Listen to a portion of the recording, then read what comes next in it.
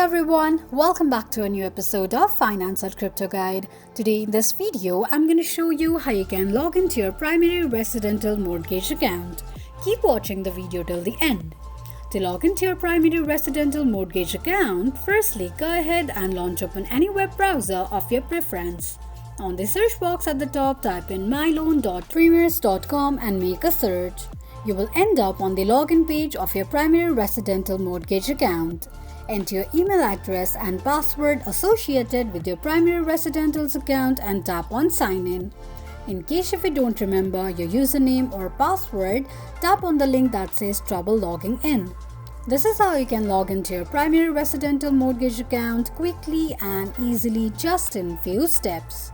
If you have any thoughts or queries, let us know in the comments section. Don't forget to subscribe to our channel. Also, press the notification bell icon so that YouTube will notify you whenever we post a new video. I hope this video was helpful to you. Thank you so much for watching.